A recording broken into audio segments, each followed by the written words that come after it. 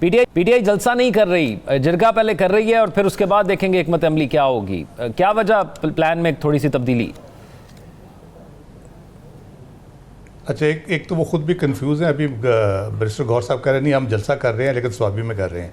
अच्छा। तो ये जिरगा कह रहे हैं अली अमीन गंडापुर साहब। ये सारी जो सलमान अकरम राजा साहब हो, ये वो कन्फ्यूजन, ये चीज़ें सारी, अगर आप थोड़ा सा मैं रिमाइंड करा दूं, जब जनरल बाजवा की एक्सटेंशन की बात हो रही थी तो जिस मीटिंग में ख्वाजा आसिफ साहब ने कन्वे किया कि हमने वोट देना है, तो उसमें भी एक झगड़ा हुआ था शायद खाकान अब्बासी साहब और ख्वाजा आसिफ का। तो वो नाराज़गी उस वक्त चली और फिर शायद खाकान अब्बासी साहब अलहदा हो गए। तो ये इस किस्म की चीज़ें जब हो रही होती हैं जिसका आपको कंटेक्स्ट नहीं पता चलता, चीज़ें डेवलपमेंट्स हो रही होती हैं, तो उसमें ये फिर होती हैं। जिनको पूरी कहानी का पता नहीं होता वो फिर एतराज़ात भी करते हैं, वो बातें भी करते हैं, जलसा जिरगे में क्यों तब्दील हुआ, मशावरत क्यों नहीं हुई, ये क्यों नहीं हुआ, वो क्यों नहीं हुआ।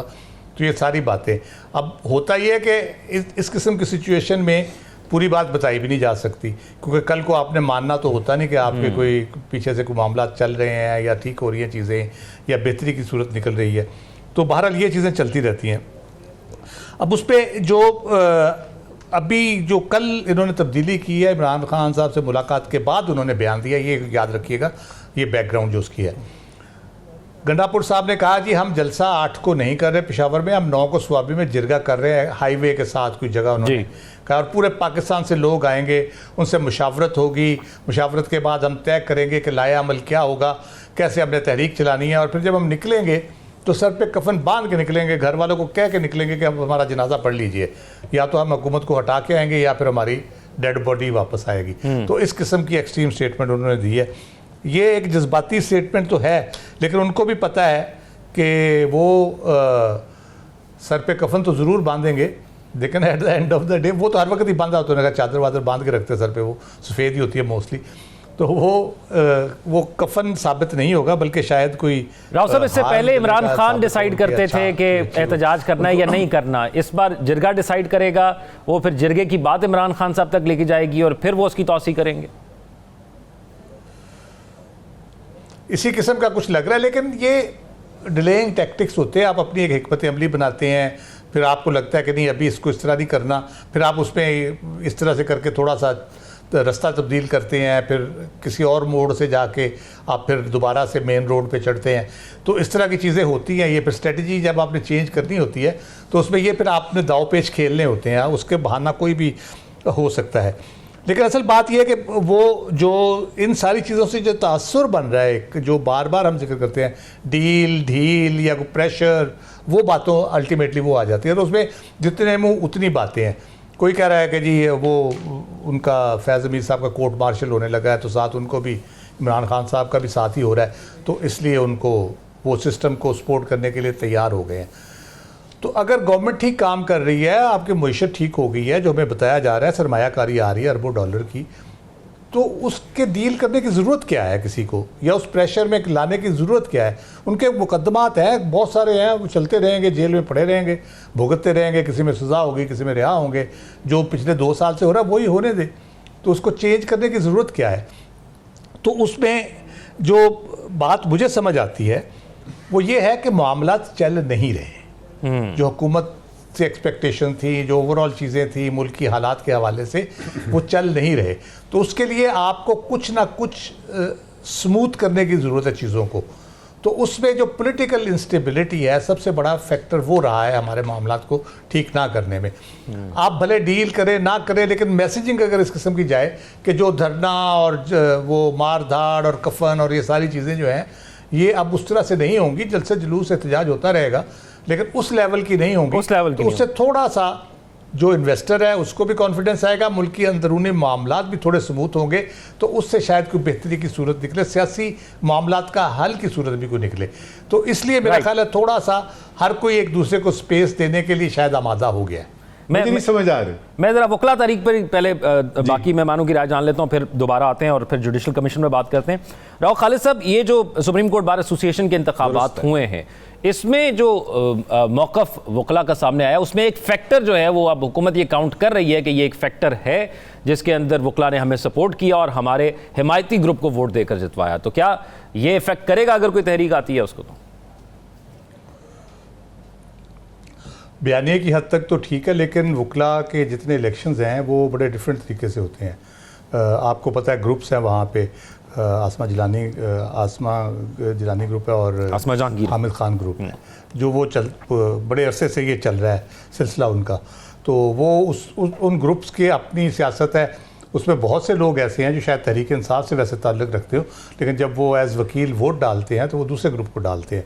तो ये एक उनकी बिल्कुल डिफरेंट डायनेमिक्स है उसकी, और उसको ये कहना कि इस वजह से वो हो गया है कि 26वीं तरमीम की वजह से कोई उसमें चेंजेस आई हैं या हुई हैं, तो फिर सेक्रेटरी उनके जीते हैं दूसरे ग्रुप के, तो वो फिर वो बयानिया किधर गया, फिर वो उधर उसकी तरफ चले जाए। तो इस तरह करके ये मेरा ख्याल है प्योर वकला की पॉलिटिक्स थी, बहुत माइनर सा रोल इसका हो सकता है इस 26वीं तरमीम की वजह से, लेकिन बहुत ज़्यादा उस तरह से नहीं है। जहाँ तक तहरीक की बात है तो वो तहरीक हमारे यहाँ जो पाकिस्तान की तहरीक थी उसको भी एक वकील ने लीड किया था, जो मुशर्रफ के ख़िलाफ़ तहरीक थी उसको भी वकीलों ने लीड किया था।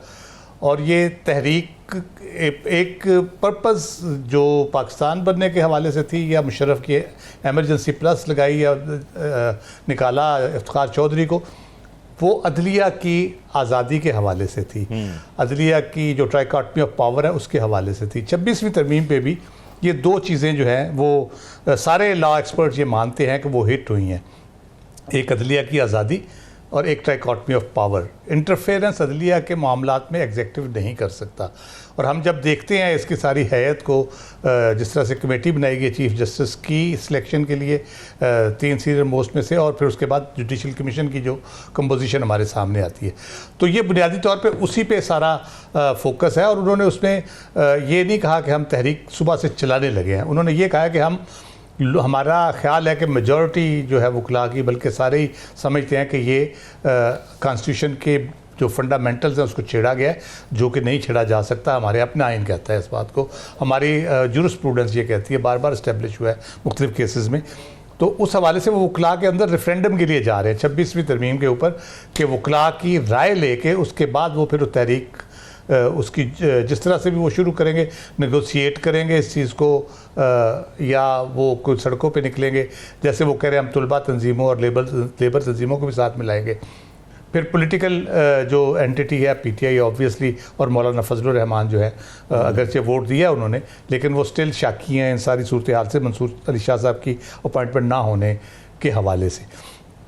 तो उसका एम और पर्पज़ तो बड़ा वाज़ेह है उनका, लेकिन जुडिशल कमीशन के साथ ये अटैच इस तरह से है कि जो जस्टिस जई आफरीदी साहब के बनने के बाद के मामलात हैं, जिस तरह से चीज़ें प्रोग्रेस हुई हैं, उसमें इंडिकेशंस ऐसी आ रही हैं कि वकला के अंदर बहुत जो इश्तियाल था अभी, तो उसमें कुछ कमी वाक़या हुई है उनके इक़दामात की वजह से। जैसे जस्टिस मंसूर और जस्टिस मुनीब अख्तर को चैलेंजेस ही चैलेंजेस हैं इसमें, और उसमें सबसे पहले तो अदलिया के लिए चैलेंज है। साल से मुकदमात चलते रहते हैं, लोग पड़े रहते हैं, पता चला जेल में बंदा फौत हो गया, उसकी अपील बाद में लगी और वो रिहा हो गया। तो इस किस्म के ये पहली बात तो उसमें ये है। और दूसरी ये है कि 73-74% अंडर ट्रायल प्रिजनर्स हैं। यानी इसका मतलब उनका फैसला नहीं हुआ कि वो सज़ा होगी नहीं होगी, लेकिन वो जेल में है।